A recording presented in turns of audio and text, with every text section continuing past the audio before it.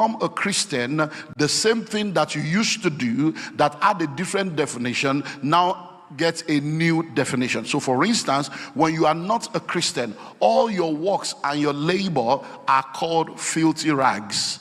But when you come into the kingdom, the same work is now called good works. So you find out that when you come into the body and you become a part of this kingdom, it does not now mean that you should no more do what you used to do, but you are now doing it with a different motive and with a different understanding. So when you were not a Christian, you were eating. Now that you are a Christian, you will still be eating. When you were not a Christian, you were sleeping. Now that you are a Christian, you will still be sleeping, but there are different dimensions to how you operate once you become a Christian. So to become rich and wealthy, you either do it God's way, which we call covenant's way or kingdom way, or you do it the world's way, which we call Babylon's way. Now the difference between the kingdom way and the Babylon way are numerous. Number one, in the kingdom wealth is not acquired, kingdom wealth is entrusted. So in the kingdom, God will test you before he can trust you. In the world, you can acquire it whether you qualify for it or not. When you come into the kingdom, the purpose of wealth in the kingdom is kingdom. So money in the kingdom is a tool for the fulfillment of purpose. But in the world, money is a tool for power and for all kinds of things that has to do with man and self. In the kingdom is selflessness and sacrifice. In the world is greed. So once you become a Christian, one of the things you now need to understand is that the very minute you become a Christian and you choose to be a true child of God and live for God, about 70% of the ways that people use in getting rich has already been eliminated from your life. Because the very minute you are a true Christian, you can't steal, you can't be corrupt. The very minute you are a true Christian, you can't do yahoo yahoo, you can't do runs and aristo, you cannot be a cultist, you can't do bunkering. The very minute you are a Christian, you can't do round tripping with foreign. So there are many things that you cannot do. So it therefore means that your options are now limited to covenants. So that is why you now need to have understanding, because what they are doing you cannot do. So I say to people that, you are either in the secret court or you are in the secret place. Everybody is using something. Just be sure that the one you are using is the right one. Because if you are not using something, somebody is using something against you. So when you come into the kingdom, understanding is very, very important. Because there is a connection when you look at Jesus on the mount and the devil came and showed him the glory, the kingdoms of the world and their glory, and he said, bow down and worship me and I will give everything to you. And that's option one. You can do it Babylon way. You can go and do Illuminati way. You can go and do Freemasonry way. You can go and be doing all kinds of bring what you love, bring the, no. You can do all that. But that will lead to hellfire and destruction. But you see, there is a connection between worship and wealth, intimacy and income. So when you come into the kingdom, you need that understanding. So that you will not think that, oh, I'm born again and all is well. Because a lot of Christians are very sincere, but they are sincerely wrong. Very sincere, but they are sincerely wrong. Have you noticed that as powerful as prayer is, a lot of prayer warriors are the poorest set of people? Because they just think that I have prayed, God will take care of everything. No, there are things that you need to do. Any Christianity that places the total responsibility of your success on God and God alone is a false Christianity. You have a responsibility. You have a part to play. And that's why we have raised a lot of lazy, irresponsible Christians that are jumping from place to place looking for Bishop Yellow, Apostle Green, Reverend Purple, that have a special anointing to anoint them to prosper. It does not work like that. Life is governed by principle. In laying foundation, the next thing we need to understand is that there is a difference between the person of Jesus and the principles of Jesus. When Jesus came into this world, he came as 100% God, 100% man, the incarnate Christ. Now, while he was on earth, he was going from place to place and he was preaching and teaching and healing. Now, all those things we call the parables and the teachings of Christ, what he was doing was that he was revealing to us principles that govern the operation in the world that we live in. So the person of Jesus will save you and guarantee your eternity, but the person of Jesus cannot prosper you. It is the principles of Jesus that will prosper you. So what we have seen is that a lot of people in the church, as a result of religious upbringing and inaccurate theology, they believe that once you have Jesus, you have everything. When we grew up in the 80s, we were singing songs of like, oh, take the whole world and give me Jesus. Now they have taken the world and given you Jesus. You can't pay your rent. You can't pay school fees. You don't realize that Jesus is not enough. Jesus must teach you the principle to give you what you need. Hello? Because we don't suffer in the 80s. This world is not my home. I am just passing through. And you are still passing through 40 years later. And the world is passing you by. Land you don't have, house you don't have, money you don't have. And then you are now hungry at God. But that is because there is lack of understanding. I have come to realize, I've been around for 38 years. I celebrated 35 years in full-time ministry last year. And I can tell you for free, religion is more dangerous than the devil. Christianity is not a religion. It's a relationship with your Creator. When you practice Christianity as a religion, you are going to be a pawn in the hands of charlatans behind the pulpit. When you practice Christianity as a religion, you are going to be a victim of the myopic, inexperienced, inexposed interpretation of scriptures of the people you listen to. And they will tell you one thing today, tell you another thing tomorrow. Because a lot of Christians don't know God for themselves. And that's why you should know God for yourself and read the Bible for yourself, so that you should not be tossed to and fro by every wind of doctrine. Listen, over 80% of pastors behind the pulpit that claim that God has called them, they have never gone to any Bible school, and they have not read the Bible from Genesis to Revelation all their life. And they are behind the pulpit teaching you what they don't know. Hello? Over 80% of Christians in church today don't pray more than 30 minutes a day. They don't fast more than once in a year. And they have never read the Bible from Genesis to Revelation all their Christian life. So how will you know a lie when you don't know the truth?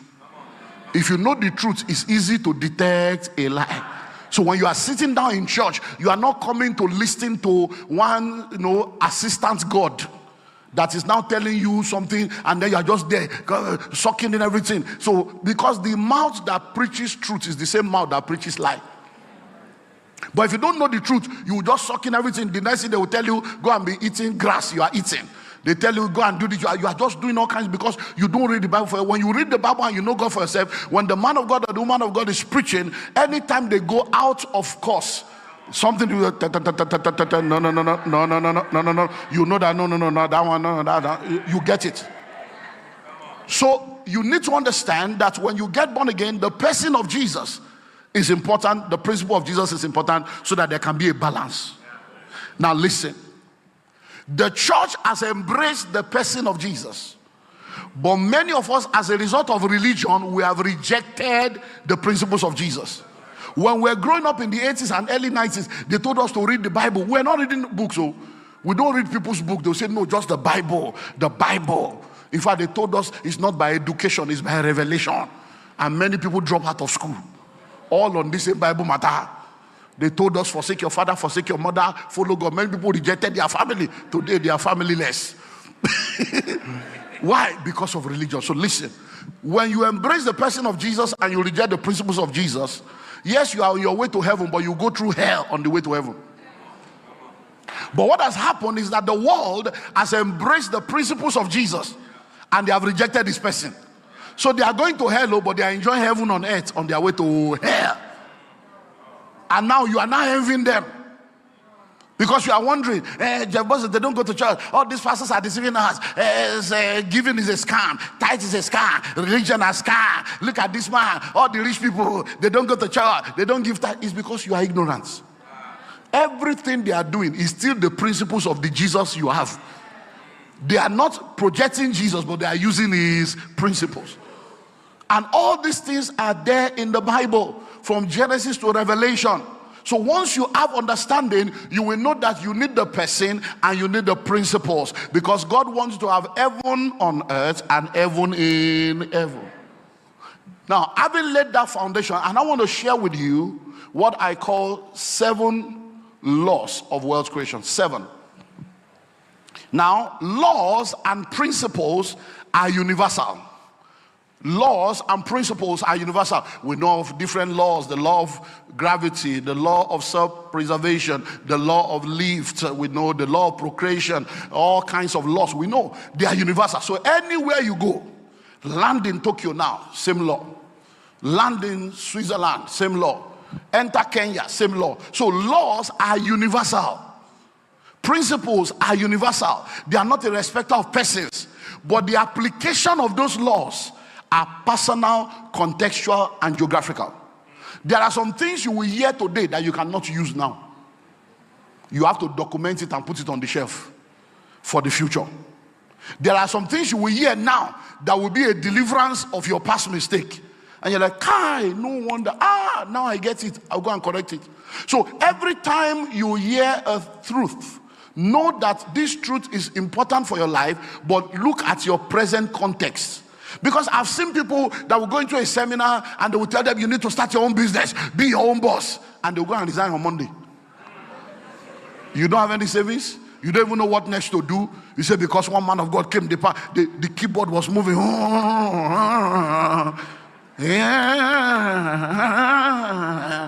And then you are just to touch 3 people, and then you just go and drop resignation. This is your year. And then you are now sitting down, no money, nothing. What do you want to do? I don't know, but God will lead me. You are confused, sir. Hello? So principles are universal, but the application of those principles are what? Personal, contextual, and geographical. So you have to ask yourself, what is my own personal situation right now? This thing I'm hearing is very good, though. Because when you talk about you need to save. Somebody is owing 15 million. And you are telling him to save. Yes, savings is a law, but right now, let me pay the debt and come out. Let me come from below ground zero first. So you now need to understand that it's personal. It doesn't mean that the person telling you to save is lying to you. It just means that, yes, I need to save. So you now know you shelve it as a principle. But for now, let me come out of this debt first. Hello? Is it not somebody that makes money that can save? At least you first get a job first. So when they are saying savings is powerful, you note it. Then you now go and look for a job so that you can get an income first. Hello? So it's personal. Number 2 is contextual. Your context is different from my context. Because we may all listen to the same thing, but we cannot all practice it. So you are listening now, and maybe you come and say, okay, husband and wife, when you wake up in the morning, you have to do your quiet time and pray together. The family that prays together stays together. You are in Nigeria, your wife is in Australia. You know that revelation, your context is true too, but for your context, it can't work. Because when you are waking up in the morning, they are about to sleep. Do you understand that? So when you are listening to things, understand it's not that the thing is wrong, but what's your context? Number 3 is geography. It's geography. So for instance, somebody can tell you real estate is very powerful. You can never go wrong with real estate. It's truth. But if you go and buy land in Ukraine now, it might be a wrong investment. Why? Because of the geography. 2 things can be true at the same time. Something can be true at one level and become a lie at the next level. Do you understand? There's something that they can tell you now is true. But if they tell you the same thing in 5 years' time, it's a lie. You say, what do you mean by that? When you are not married, your parents will tell you, don't allow a man to touch you. Don't sleep around. Oh. That's the truth. But when you get married, if they tell you that, that's a lie. The same woman that told you not to allow a man to touch you will say, don't deprive your husband. Oh. Make sure you give. You say, but mom, you say you should not touch me. That was then. This is now. So laws and principles are universal, but the application is personal, contextual, and geographical. So if it's not working for you, don't fight the law. Don't fight the principle. Find out why. Why is it not working? Because the question you ask determines the answer you get. Sometimes when people are asking questions, they say, what can I do to become rich? What can I do? Sometimes that's the wrong question. Because you have not been jobless, you have been doing something now. The question should actually be, why am I not rich?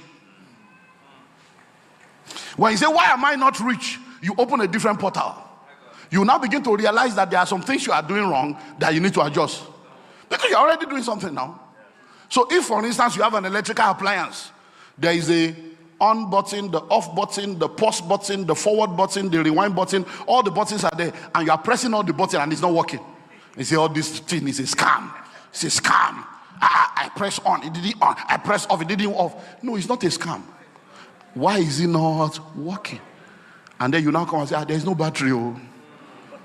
There's no battery inside. Or you have not switched it on. No. Do you understand? At the hotel yesterday, my wife thought she was charging her iPad. So I wanted to charge my own phone. He said, go and charge it in the other room. I'm charging something here so that you can remove my iPad. I've been charging this since morning.